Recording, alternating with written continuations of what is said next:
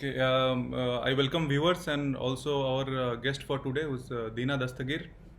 She is from Kerala. She has a very interesting story where she has spent her schooling in doing in Saudi Arabia, and then she tells me that she wanted to come back in India and work in India for the country, and that's why she aspired to become a civil servant, and she has secured 63rd rank this year, which will give her the service, the Indian administrative service that she wanted to be in.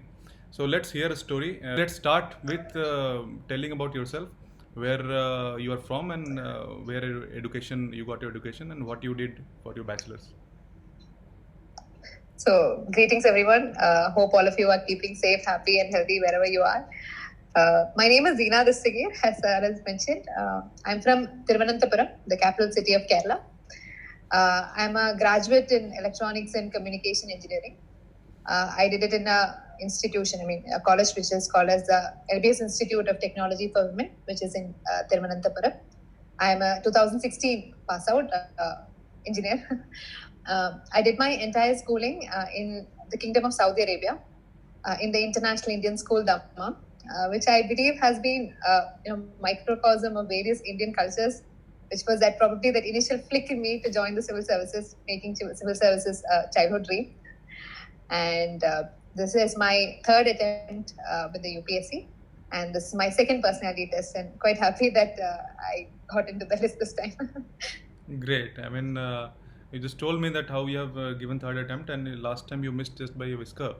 And this time you have Yes, made it, and you have made it to the service that you wanted to be in. So congratulations on that. Thanks. Can you just tell us about what graduation? So you did your engineering, and you wanted to be Yes, engineer from the beginning, or you wanted to get in? When did you want to get into service? Sir, I was a biology mathematics student in my class 11th and 12th. So, by logic, I had two options.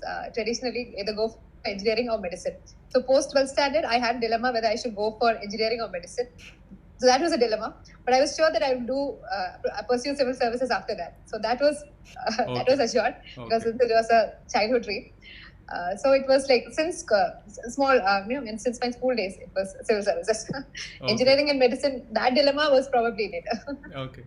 So what optional subject did you choose? Sir, I chose geography. I think I did not have a doubt because I was quite interested in that subject. I liked that subject since school, and I'm someone who likes to observe nature, and I'm quite a nature lover. So to know more about the phenomena around us is quite interesting. And never in my due course of preparation, I felt that geography was a boring subject or anything like that. It was something like a refreshment for me. Even though the fact that there is so much to the syllabus is large, but I think subject is very interesting, and I always loved learning the subject. Yes, even I had selected geography, and also because I had interest in knowing about the world. But Yes, there's sir. a general belief among the aspirants that geography is a very tough optional. There's a lot of separation of marks in geography. So you must have also heard when you selected the optional. Yes, sir. So how Yes, did you sir. overcome that fear, and what made you select despite all this rumor? So I went by what my mega data analysis, if I can say, because geography is a subject which is taken by many aspirants. So definitely since the sample space who ultimately make it in the service is less, it is a logic that many people who probably would not make it would be having geography as an option, a common logic. So I went by the pure data rather than go by rumors. And then since there, I found that since the preparation is going to be long, and since we have diverse subjects to study, the optional subject is something we have to be studying frequently. And the first factor should be that we have an interest, that we take up that book every day and probably learn for 4 hours. So I think geography suited my interest. So I think that is the reason why I went ahead with geography. So, what were your other books that you followed for your prelims and mains? Sir, I follow the very standard books which traditionally students have been have been reading. Lakshmikant and Spectrum, and for as far as geography is concerned, Savindra Singh, Majid Hussain, the traditional books that I've studied. But what I believe has probably worked, and something I learned the hard way, is that what the aspirants generally, the mistake that they do is that they do not revise the books. I mean, revise what they learn. and probably run behind many books. And this is a mistake which I personally did. If I could just share my experience, the first attempt in the preliminary stage in 2018, when I gave the first attempt, I could not make it I could not clear prelims. And that is the reason was that I didn't revise it properly. And when I corrected that mistake, I could easily clear the prelims the next time. And the next attempt, the mistake that I made was that I didn't revise my mains properly. So that cost me marks of not clearing the final cutoff. So that was something I corrected this time, and I got in the service. Great. So Great. I think the key is about revising rather than, because the books are same. I think everyone would have studied the same books. It's about how we revise and how we execute, and that requires proper planning. And I think with that it can be done. That's a wonderful point for the aspirants who are watching this to take. That revision is the only thing that makes the difference. Otherwise, everybody is reading the same book. And this is how Deena analyzed her own mistakes and learned from it. So I would suggest all the aspirants to learn from the mistakes that she has made and she has told you here. So read limited number of books and revise more and more times so that you can reproduce better in the exam. Yes, sir. So another interesting thing that when I was discussing with Deena, she told me that she had done her schooling in Saudi Arabia, but she wanted to come back and serve in this country. And it is very surprising because we know so many people who want to go out of this country to better greener pastures. And at that point of time, she not only wanted to return to India, she even proved that by not selecting Indian Foreign Service as one of the service options in her APS exam. So she had this tremendous commitment to come back to this country and serve here. So Deena, we'd like to hear about this from you. So I think any non-resident Indian would agree with me that the common sentiments in them is to come back to the country, and we love the country more when we are far away.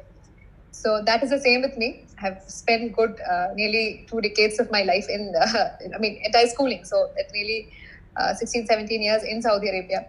So every time the sentiments is to come back. And so when it came to service allocation, many people were quite surprised that I was not keeping foreign service as an option. Many expected that I would keep probably as my first preference. But then everyone was surprised that I didn't keep it as a preference. So the only logic was that I wanted to come back and work amongst very common people of the country, because that's something which I have missed. I have lived a different sort of a life, probably a mechanical sort of a flat life that was in Saudi Arabia. And irrespective of students in India, we do not get much of an exposure. So I am a person who likes to socialize, to meet people. And I think it would be great pleasure that I work amongst the common people of the country and address their problems. So I think that's something which I enjoy and appreciate. So Great. That's why I chose Indian Administrative Service. Wonderful to know that. Very inspirational also. And Deena, I want to know that you are from pure science background. You had maths and biology in your 10+2. Then you did your engineering. Was it difficult for you to adapt to all the new arts, humanities subjects that you have to study? Economics was probably completely new to you. So how did you cope up with that? So I would humbly confess that I had some interest in these humanities subjects from school days. So whenever I studied, the things were somewhat fresh in my mind. I remember the concept. So when I took up NCRTs for my civil services preparation, things were quite easy for me. So I did not have much of a transition, to be very honest with you. And as far as technical transition is concerned, if I can address it for the other aspirants, I feel that's why we suggest NCRTs, because those are school level books. So that will help us that smooth transition before going into the standard books. It's not necessarily that NCRTs might probably have that direct questions coming in. It is that to ensure that smooth transition to those standard books and to that civil services preparation. So I think anyone can do that because we have studied that once in our life. So I think that would be an easy thing to do. So about the book list, I just want to ask you, apart from the books recommended for UPSC preparation, did you also study on other general interest books which helped you in UPSC? So it is general internet browsing, because one of my hobbies, that's something I mentioned on TAF, is following Twitter. So Twitter is very diverse. So we get to read many articles and many perspectives and many things. So that was one thing I focused upon, but not much into general reading because there are so many resources to learn for our preparation as well. So it's newspaper and random, because anything that created the curiosity in me, I took it up and read. So that's it. Nothing in Okay, specific. okay. So for the benefit of the aspirants, I'll just tell here that Dina will soon share her book list on the blog ias34.com, and you can all follow what book list she followed. And what I can understand, she followed a very limited set of books, but revised it multiple times, which is a very Yes, sir. common theme among all the successful candidates. Uh, Yes, and I would like to add on that that's a mistake that I did, and that's something I learned the hard way. Because okay. even for the mains examination, if I can just share my personal experience, what happened is that after the final result, the 2019 final result, the exam result came on August 4th to be precise. I did not have much of a time to do any sort of a value addition. 2 months was only there for the preliminary stage, and then we had the mains examination coming in. So I couldn't do much of a value addition. The notes were the same, the materials were the same. The only thing was the current affairs change a bit, but the basic materials were the same. And I read the same thing for for my 2019 attempt where I didn't make it, and 2020 attempt where I got the 63rd rank. So it's the same thing. The only thing is that I revised it, and that's what I could reproduce in the exam with confidence. So that even helped me in my mains and even in my personality test. It's actually multiple yes, benefits. Totally. Another thing is about notes making, which a lot of new aspirants are in confusion. They hear many successful candidates, including me. I did not prepare much notes. Even we spoke to others, who's the youngest, one of the youngest IPS officers this year, 22 years old, and he prepared by himself, did not do any note making, and he still qualified. What was your strategy? So I think such aspects are definitely based on the comfort level of the aspirants who prepare. It's ultimately we giving the exam and we qualifying, and it depends upon the strengths and weakness and comfort levels of the students. That's what something I tell my friends and other aspirants. So if I speak from my personal experience and my personal comfort zone, I am someone who is always accustomed to use a pen and scribble something. So for me, note making comes in naturally. That's the way I learn things. But there are some people who might learn by an audio note or probably by a visual. So it's ultimately about our comfort zone. It's not really about because it's ultimately us recreating. So if one is, but what I personally felt is that when we have notes, short notes probably, that's something which will help us revise. That can be in the form of short notes, because for me, revising from my own handwriting was more beneficial. Yes. Some can benefit from the textbook font. So it's ultimately about revising and reproducing. Right. So the basic funda of note making is that you should be able to come back and revise it. If you just write it and keep it stacked somewhere in the cupboard, it doesn't make sense to spend your time making. Yes, sir. That's a mistake I've seen aspirants do. They in fact write notes and there are stacks of notes, but ultimately they're not able to revise, and they have anxiety levels getting in more because they're not revising it, because they've spent good 4 or 5 hours in making probably a note, but they're not reading it. Correct. Something that happened with me also. So I think something which we can revise, and I think anything is revisable. Just we need to plan it properly. Right. Keep a day for a revision or plan the days for revising. I think if that is planned and if a day is put for revision exclusively, we can revise. If you can share some of your, sorry to interrupt you. If you can share some of your screenshot of your notes, we'll put it up in the blog and is34.com for the aspirants to just understand how you made notes which were usable and you could revise. Definitely, sir. I'll so definitely. Another part of your UPSC is hobbies. Because a lot of people are in dilemma. I don't have any hobby so far. What to put? How did you go about? Because you have to mention your detailed application form, and in personality test, often your hobbies, the questions are asked related to your hobbies. What were your hobbies, and how did you prepare for it? So hobbies, one was like a very natural hobby which I had probably since my college days, because I'm someone who likes to listen to what is happening around. So Twitter was one medium that I used because that was very easy, crisp news coming in and quite updated. So that is there. And another was I like listening to music, especially melodious music. So these were the two things I mentioned in the draft. And when questions were asked also regarding the same in the personality test. Okay. So would you recommend candidates to be on social media, and which social media you think might be helpful, or some others might be distractionary? So I think you might agree with me that when you are in services, we need to balance about our professional and personal lives, and you know it better.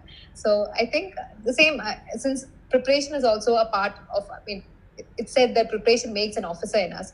True. So I think it's about us balancing. If we should learn to balance. We should not be distracted by the social media. Use the positive sides of social media. I always use it as a something to enrich my knowledge and to expand my knowledge base.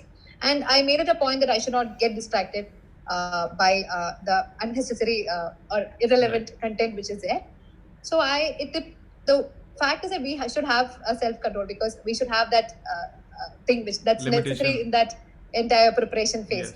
Yes. So we need to balance. It's Right. nothing that I would not say that one needs to shut down, but one needs to balance. Yeah, you don't have to get carried away by the social media, but you don't need to completely Yes, sir. shun it. So, Yes, sir. also another question that I keep getting asked is how did you prepare current affairs, and from which period did you start preparing current affairs? Since you have been preparing for 3 years or so, you might have prepared for longer. So how do you go advise the aspirants to go about preparing their current affairs part? So firstly, since I was in Saudi Arabia, we do not have this usual ritual which we see in India of having a morning newspaper put at our door. That is not there in Saudi Arabia. So what we usually used to do when I was small, it is usually the usual news channels, BBC or CNN, or the regional news channels which are there. Another fact is that my father is an academician, so the discussions usually in my house used to be around current affairs and science and things like that. So in current affairs and current happenings, what's happening around me has been an interesting, like analyzing that from a critical perspective or analyzing both sides. That's something which has been there naturally. I mean, that's since childhood, because my father is an academician. And then even during my college time, as I mentioned, Twitter was my hobby. So current affairs was something which is happening with me gradually. So for me, current affairs was not much of an issue. And then when it came to preparation, I must confess that I was not quite regular with the newspaper reading. But I felt that I did not find it much of a difficulty, because I was quite updated. It's about us being updated. There are new methods, new ways of keeping us updated about the various happenings. Newspaper definitely is a traditional and a good method. Yeah, the social media and the online content can also be followed. What about those monthly booklets? So monthly booklets, yes, I did follow for especially for the prelims perspective, and I follow the insights daily, the monthly compilation which came in. The only fact is I found the font quite more interesting. Quite a silly reason, but again, it's about comfort and it's about we recreating. Yes, That's what I yes, said. It's yes. the preparation is about our comfort.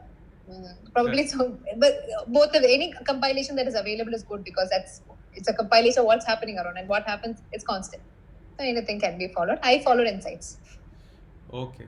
So I believe you had also started doing. You had took up a job during your preparation. Yes, sir. After Yes, which sir. attempt? Yes, sir.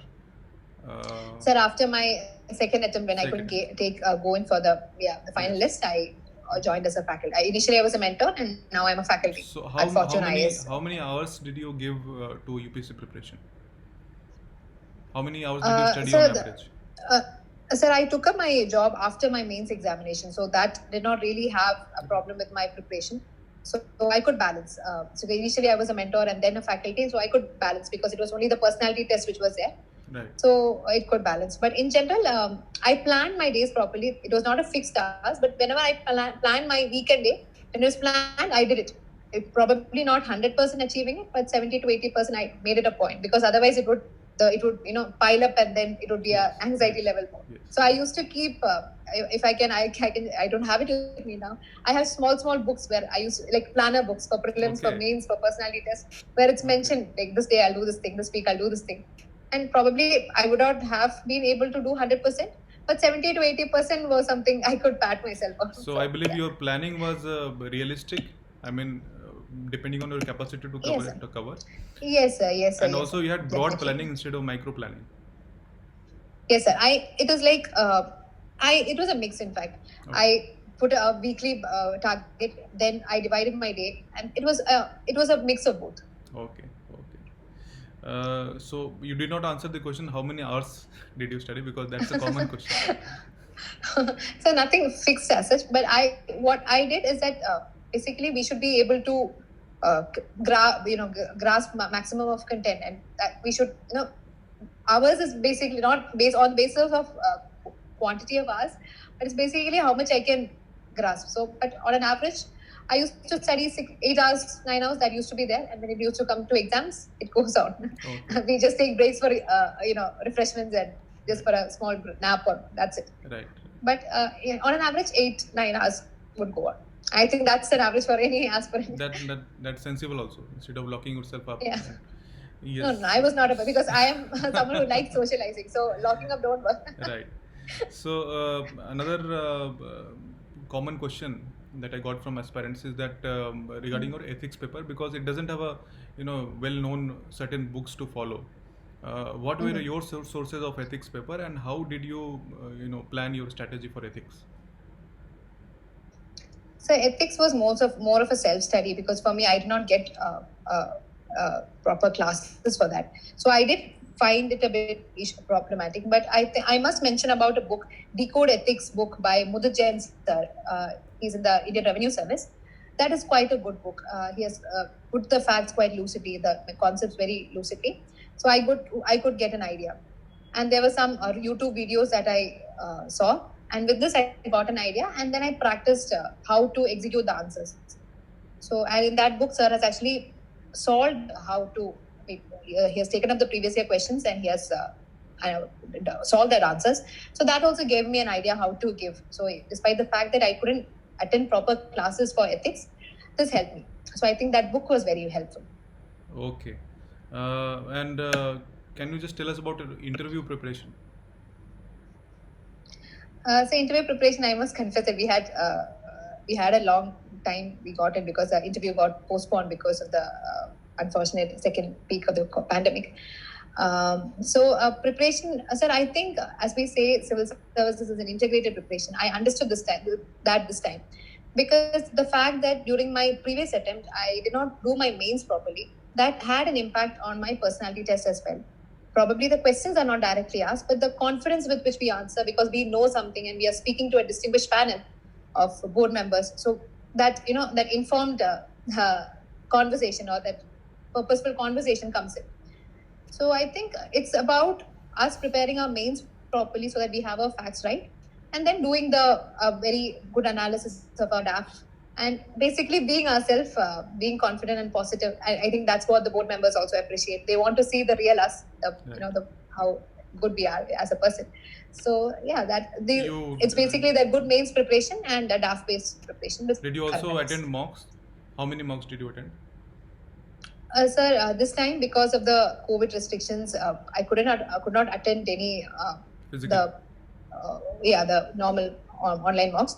It's basically I entirely depended on Fortune IAS Academy, wherein where I am also working. I think I should really mention Muni Darshan sir, Anton sir, and Nitin sir.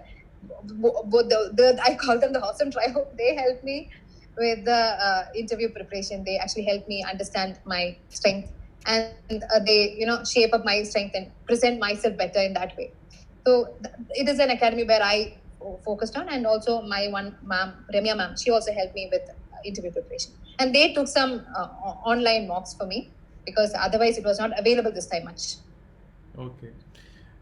So two questions which are related for an aspirant's life is that one is whether did you have a career backup plan, because 6 attempts and a lot of people actually crack in 6 years, so nobody wants to give up. And by the time you exhaust 6 attempts, you are at an age where there are not many options left. Yes, sir. So yes, sir. Did you plan any backup for yourself? What was your plan? Sir, definitely. I also had the dilemma, because I wanted to, have a backup plan and have a source of income for myself. So since I love teaching, because my father is a teacher, academician, teacher, something I saw growing up. So I loved teaching. I like teaching. So that's why I thought that I would ultimately be probably a faculty at any institute, so that I can help aspirants. If I could not make it, I can help others. And that's why I joined even. So that was my backup plan as of now. Very nice. And so related to that, you have given 3 attempts. In the first one, you could not qualify prelims. Second one, you went so close to attend interview and still missed it by some marks. And third one, obviously, you cracked it and you got 63rd rank. During this whole journey, how did you remain motivated? How you kept yourself motivated? First time you did not qualify in the first stage itself, and next time you went so close yet so far. Was it very, Yes, sir. did it break you, or you came back stronger? So it was indeed very difficult because going till there, we just literally coming out of that UPSC Bhavan, we feel we can probably see Mussoorie from there, if I can put it that way. But then I had to take my train back to Trivandrum and I'm there. That's not something I felt. Yeah, it was quite heartbreaking, and especially the fact that the process was quite dragged last time because of some delays in the process. So that was also testing our perseverance and patience. So, but I think what really helped me was my family, my parents, and my brother, because they stood by me. And my morale went down, they were the people who boosted me and kept me going. And I think that's why I frequently say now that this attempt, I think if I had been able to make it, I think it's the constant support of my family who has helped me sail through those hard times and come stronger this time. Wonderful, wonderful. So, Dina, this time from here till joining for foundation course at Mussoorie, how are you going to spend it? It's- So I have my students waiting for me because I'm a faculty. Okay, So I think I okay. should help them with their civil services preparation as well. So I think I have some commitments that I've made to complete their courses. So I think I'll do that. And probably also bask in the limelight I get now, if I can say so. Wonderful, wonderful. Congratulations to you once again, and very Thank happy. you. I've been, we got in touch when you started preparing your interview, although we could Yes, not sir. interact much. Yes, sir. But it was Yes, wonderful sir. to see your journey from up so close, and good to see you after the success. Thank you so much, sir. I'm very happy and honored to talk to you as well. Thank you, thank you.